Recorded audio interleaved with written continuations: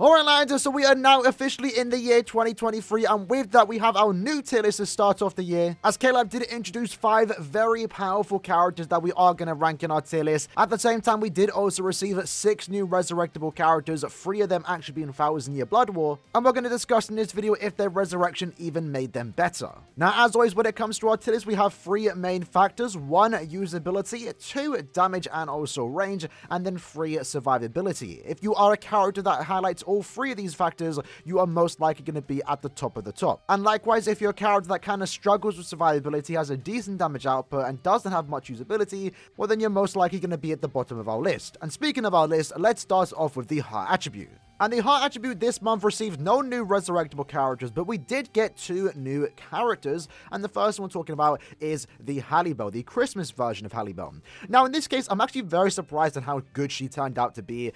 Usually what we have been seeing when it comes to mid-month characters is that the trend has been to give them really weird killers. Killers that are more so designed for guild quests to help you in that particular mode. And then the end-of-month characters, the more better, broken characters, are going to be given the more appropriate killers for just normal content. In this case though, she got a Swordbreak killer, a pretty good strong attack kit since she does have a Beam SA1, a Vortex Pushback SA2, and a Full Screen SA3. So with a kit like that, an appropriate killer, and also a very high damage output since she was given a 40% Berserker, when you are at full stamina, you get an additional 40% strong attack damage, and then she also does 40% more damage to enemies that have been frozen. And keep in mind, she can actually inflict freeze.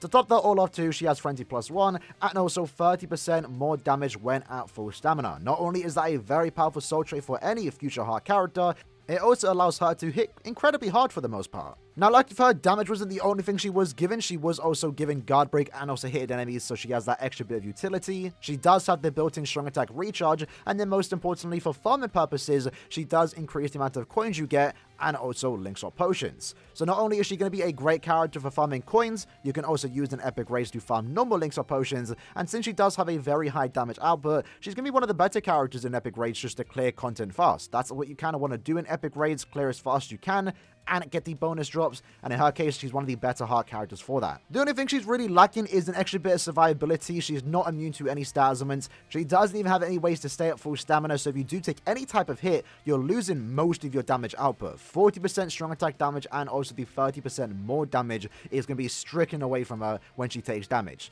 Luckily though, in epic raids, again, where you mainly want to use her, you are most likely going to be paired up with someone like Isane, and she should do the job keeping this Hallibell alive. But outside of epic raid content, if you get hit, understand you're going to be hitting significantly less. And with all that in mind, I'm going to put it in S tier right above the free-to-play Ichigo. I wanted to put her a tad bit higher than the Nad character that we have kind of just put together here, because I always do prefer using an SP-based character or an attack-based character. But having said that, again, the drawbacks of Hallibell here is definitely clear. If you take any bit of damage, you are losing out a lot of DPS, so I don't want to put her higher than that. At the same time, she wasn't given Havoc, so her range is a tad bit lackluster compared to some of the newer, better characters. But even then, keep in mind, she is a mid-month character, so they normally don't get put this high into the S tier, in my opinion. Her has a lot of competition, so the fact that she's even this high just goes to show that she is actually good, and she's going to be a great character to be used in epic raids, mainly where she wants to be used. And after that, we have the most valuable heart character in the entire game. If you own this particular character,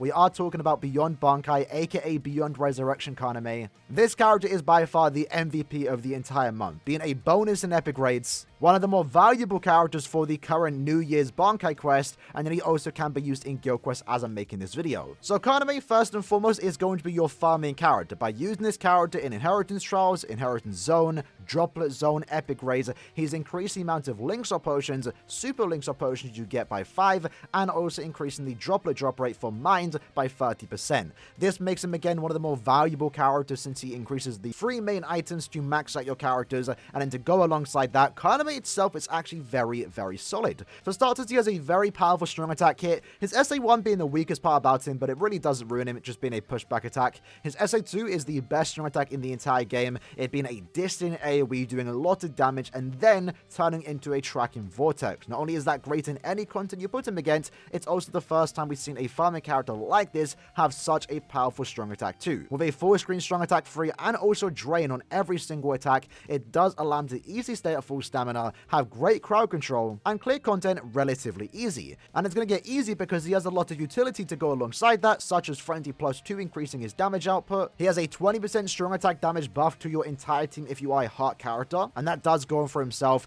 Damage wise, it isn't anything super crazy compared to some of these newer characters, but Frenzy plus 2 with the kit that he has and also an additional 20% strong attack damage increase that you do give to your entire team is actually really good in my opinion. And then rounding up the character, for the first time we're seeing an additional team buff. In this case, he actually increases every heart character's movement speed by 30%. It's kind of gimmicky right now, but it's been quite fun to play around with. And I don't think I mentioned it, but he does have guard break and also hidden enemies, so overall just a very powerful, solid character. And with all that in mind, I'm going to put him easily at the top of S tier. Just an overall very solid character with some good survivability, great damage output, great crowd control. Kaname does everything right. Having said that though, I feel like this character definitely could have been a tad bit better. He was definitely given the short end of the stick when compared to the two other characters that released alongside him, as you will notice that he doesn't have 2 killers. Sajin, Toshiro have 2 killers. Unfortunately, Kaname does not. If he was given a second killer, maybe if he was even given a second status element such as weakening and also drain, just those small little changes would have easily pushed him into the SS tier. And in a way, if he did get weaken and drain, I would have said he's better than Aizen. And that just goes to show how close this character was just being super broken. But having said that, it doesn't take away from the vibe this character is going to bring to the game. He's a great character, the most valuable heart character in the entire game. And again, as already mentioned, if you have him right now, you're going to see how valuable he has been for this particular month, being a bonus in epic rates, increasing the droplets, links or potions, being a bonus in the current end of year quest, increasing the amount of potions and super potions you get,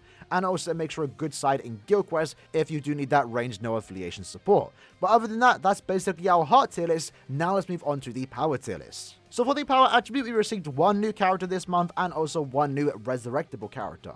The resurrectable character in question is 1000 Year Blood War Rangy, and as far as his resurrection went, I would like to say he got a good one. The only thing Caleb could have done with this character is increased his damage output. He picked up a 20% berserker, 16% more damage when at full stamina, and that is his soul trait by the way, so he's one of the better power links in the entire game. And then he also picked up follow-up, which really doesn't help him out. When it came to resurrect and he was going to pick up 2 new skills, we expected 20% berserker, but we were very curious on what that second skill could have been, and follow-up isn't really that good on an SP character like this. Having said that though, as far as resurrections do go, again, it is one of the better ones, so because of that, I'm going to move him a tad bit up in the A tier, just next to Toshiro. They're back together now. And for our newest power character, we have the Christmas version of Yoruichi. Now, Yoruichi as a damage dealer is actually quite on the lower end, but she makes up for it as a support character, and that's the best way to look at this particular Yoruichi. And the reason for that is because of her SA2. Her SA2 is a boost and also heal move, while at the same time also including the booster skill. This particular skill, by the way, changes her boost, which originally would have increased your attack, focus, and defense by 33%, allows it to go to 43%. It's only a 10% increase, but it really does make a difference in my opinion. And that realistically is unfortunately the only thing she has going on for her. She can inflict prices on every single attack, she has a Quincy killer, which isn't really that ideal for normal content, and she does have a somewhat lowish damage output, only having a 40% berserker. And alongside that, because she was a mid-month character, she unfortunately does not have Havoc, so she has a tad bit less range compared to your usual end-of-month character. Having said that though, she does come with the Technique Linkstop Potion plus 5 skill. She is also a droplet character that, so she does have value in droplet zone and also epic raids, and that's why I feel like she's going to most likely shine. Very similar to Halibo, her having no Havoc doesn't really make that much of a difference, because the only place you want to use her is in epic raids, and epic raids doesn't really require Havoc in my opinion, and at the same time, that is co-op content. You are going to be playing with a team, and with that enhanced boost and heal SA2, it's going to allow you to keep your team safe and also allow your team to do more damage. This is something that I think the power attribute has been needing. They don't really have the best damage dealers when it comes to Linkstop characters, so just having 1 Yoruichi in your team is definitely going to make quite the big difference, as everyone is then getting 43% extra attack, focus, and also defense. And with that all said, we're actually going to put her in S tier. This might surprise you. We're going to put her right above the other Yoruichi, the Machine Society one, who I feel like does have a better kit. And again, I do agree that this particular Yoruichi does have quite a low damage output for an end-of-year character. A 40% Berserker isn't really that great, but again, you're mainly looking at the support aspects. She is a character that you're not going to use in normal content, but in epic raid content where she wants to be used in, she's going to be a great asset to have in your team. Healing your team, keeping them at potential full stamina, boosting their stats by 43%, and overall allowing yourself to clear a lot faster. So if you look at Yoruichi as a damage dealer, you're not doing yourself a favor there. She isn't really that great, but as a support, she's without a doubt one of the better supports the power attribute does have. And that pretty much covers the power attribute, so now let's move on to the mind attribute. And unfortunately, mind didn't really get any support this month, only picking up one new resurrection in the form of Christmas Yoruichi. And this Christmas Yoruichi is currently sitting in C tier. Her resurrection allows her to do 16% more damage on her strong attacks, and when you do inflict freeze, which you can do on every single attack, you then do it 20% more damage. And that's basically about it. She didn't receive anything too great. She's currently sitting in C tier, so I guess I'm just going to move to the bottom of B tier. That's really about it. She's gotten better, but not by much. And unfortunately, that's basically all we have to say regarding the mind attribute. Again, not much went on for the mind attribute this month, only receiving one new resurrected character. There isn't really anything to change. I'm quite happy with these placements. But having a look at the speed attribute, we received one new character this month and also one new resurrection. And in this case, having a look at our resurrected character, we have 1000-Year Blood War Rukia, who actually got one of the better resurrections in the game. For starters, she was always a 20% strong attack damage soul trait, and upon resurrecting, she picked up 60% more damage at full stamina. That is great, not only making her one of the best links in the entire game for the speed attribute, it also allows her to do 60% more damage on any attack that she does have. And then to round that up, as she only picked up one new skill upon resurrecting, she did pick up 20% havoc, and that allows her to have 20% more range, which in a way allows her to compete with some of these newer characters in terms of the range aspect. Obviously, damage output, she is still lacking compared to some of these new characters, but with this newfound upgrade, despite it being released again 5 years ago, right? That 60% damage increase on every attack and also the 20% extra range does allow it to actually be used in normal content if you really like this character. Again, I wouldn't really recommend it because she's still lackluster compared to some of the newer characters, but it does allow it to be a very solid character, all things considered, and it's probably what you want in terms of resurrection. Because they're actually going to move her from B tier all the way to A tier, and in this case, I'm probably going to just put her right above 1000-Year Blood War Yamamoto. Again, when it comes to resurrections, it's one of the better ones in my opinion, and I was definitely happy to see what she did receive. For our newest speed character, we have the Safui Untold Stories version of Sergeant, aka Beyond Bankai Sergeant. Now, I do want to preface this again is a PVE tier list. We are going to update our Brave Battle tier list in the coming week, and that's where he's going to get more love in that particular list. As a NAS character designed for Brave Battles, he isn't really going to be the highest ranked character in a PVE tier list. Having said that though, we are going to put him at the bottom of S tier. And the reason for that mainly is because he was given Guard Break. As an attack-based character, being given Guard Break actually really does allow him to be used in normal PvE content. To go alongside that too, he has Poise, an additional 20% normal attack damage, takes 50% less damage when you are under half stamina, and then you also do have two immunities, which is Drain and also Paralysis. That could be quite useful, more so the Paralysis immunity, and then you also do have two somewhat useful killers, that being No Affiliation Killer and also Human Killer. He's going to be good in guild quests. You can technically use him in 2 weeks of guild quests, can be quite good in certain Senkama floors, and can auto some easy PvE content like single player content, for example. He isn't a character I would take into co-op content, nor is he a character that I would personally use that much, but he is a character that can be used, and that's the most important part. Keep in mind though, since he was a Brave Battle character, the fact that he's even making it to the S tier, I think is actually a compliment on how good he can potentially be in PvE content. Having two killers, a high damage output, and also a pretty decent strong attack kit for an attack-based character. His SA2 is a self-surrounding vortex, giving him a bit extra crowd control, a bit extra survivability, and has a decent chance to inflict paralysis and lacerate, which is what he can inflict on every single attack. He's also going to get a lot of usage in maybe point events, maybe autoing some single player IT, Senkamon, and also guild quests. Now, before we move on to the next tier list and final one, which is the technique one, I do have a few changes to make. For starters, we are going to move up Aizen. I did receive some feedback, and I do kind of agree that he does deserve to be moved up here. And we're also moving up Swimsuit Retsu. Swimsuit Retsu in particular has actually been really good this particular month, and I didn't realize this combination is that since she is a Link Star character, you are going to use an epic raise, and at the same time, you're also going to get a few Akon joining your lobby. Akon increasing her damage by 20%, and also increase the amount of damage she does against status-affected enemies by 40% really makes the soul bomb hit significantly harder. Like, if you want to clear epic raids fast, having an Akon in your team with a few Retsus, it's actually really, really good, especially when she does have killer. So with that duo in mind, I feel like, yeah, she does deserve to be moved up a tad bit. And at the same time, after receiving some feedback from you lads on last month's tier list, I do think, yeah, maybe Aizen should be moved up a tad bit. And in this case, we're going to once more put him right below Retsu. Again, great damage output, great survivability, but a lack of usability is a big thing on this particular character. And that, I think, covers the speed attribute. So let's move on to the final attribute, the technique attribute. And having a glimpse at our technique attribute, we received 2 new resurrectable characters. The first one being Christmas Retsu.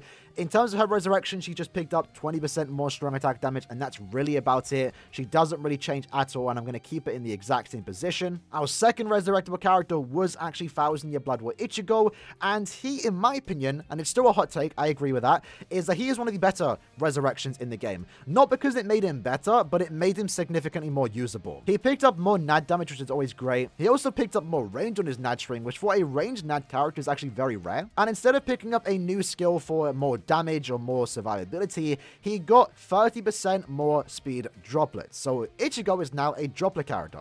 It's the first time we've seen a resurrection like this get a farming skill, and I do hope to see it more in the future, in my opinion. It does make him quite well. There's a lot of, complaints about him not having guard break, which is valid, by the way, but understand, at least where he wants to be used in droplet zone for the most part, he doesn't need guard break. He cleared droplet zone just fine. I was actually using him to farm in droplets for at least a week, and him having guard break would have probably sped up the run by a couple extra seconds. It's not that big of a deal. I unironically would rather see characters get this type of resurrection where he gets more value in terms of being better. Because if he did pick up guard break, realistically, I still wouldn't use him, but since he did pick up more droplets, I actually saw myself using this character in 2022. Now, having said that, it doesn't make him that better in terms of our tier list, but we are going to knock him up in the B tier, probably just put him right below 1000-Year Byakuya. And then that leaves our newest character, Beyond Bankai Toshiro. Where to begin with this character?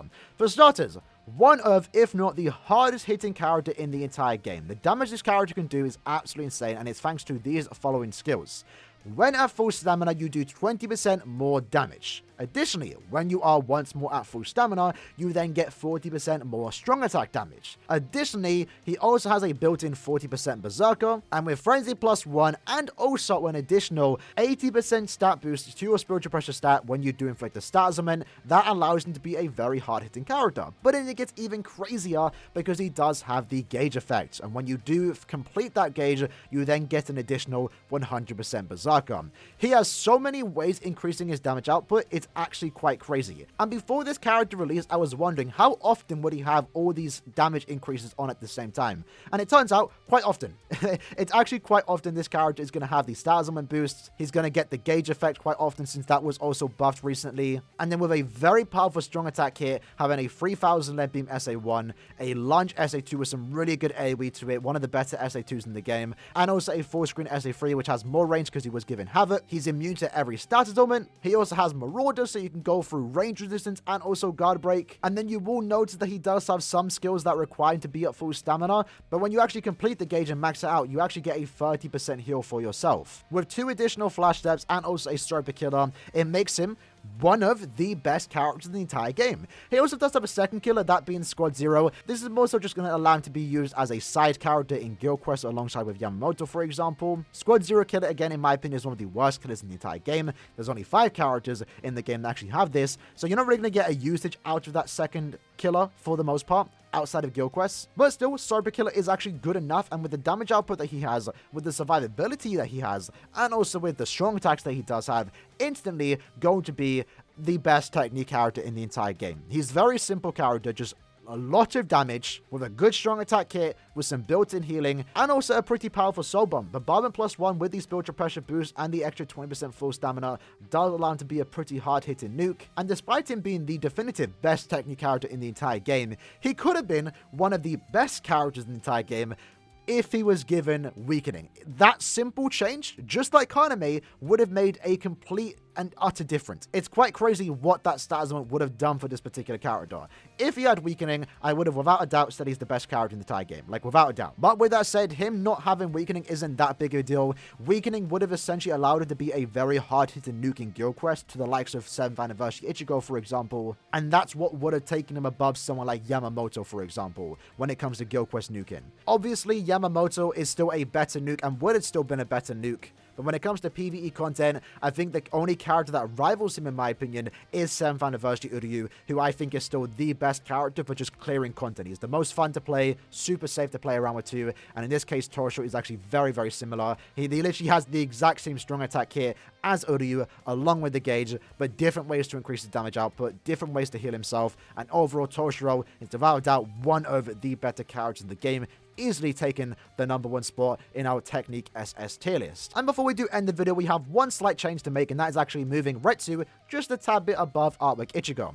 There was always this back and forth for, me putting Artwork Ichigo above Retsu, and the reason for that was always that he had more usability. With 2 killers instead of 1 that Retsu has, and the fact that Artwork Ichigo is a better Guild Quest character, that is always why he was above Retsu. Having said that, with all these broken characters with very powerful sub-bombs, I think he's starting to lose his charm as a Guild Quest nuker. And the same can be said for Bruno too. I might actually think about moving Bruno down sooner or later in the power tier list, but for Artwork Ichigo's case, just below Retsu I think is a better spot for him. And again, in regards to 1000 Ibago Uryu, not like a super amazing character when compared to the 3 other characters in the SS tier, but he is still the only character in the Technique attribute to go through Pierce Iron Skin. In my opinion, that's a game-breaking skill. And Uryu, by the way, has also been a very good character for epic grades this month. The current Torshio epic grade is a story per captain, so Uryu being able to give you link shot potions, droplets, and have double killer against Torshio is actually showing why maybe he does deserve the SS tier actually. Uryu has been great this month, and he's going to continue to be great next month when we get the Awakened Torshio epic raids. And for those that maybe stuck around to the end, for those wondering, that banner, Uryu, Chad, and also Ichigo, should actually be getting returned sometime next month, so look forward to that. But with that said, if you made it to the end of the video, I appreciate it. In the comments below, again, once more, let me know if you have any disagreements or any problems with our tier list. We can reflect that potentially next month. And with that said, hope you guys enjoyed the video. I'll see you guys next time. Take care and peace.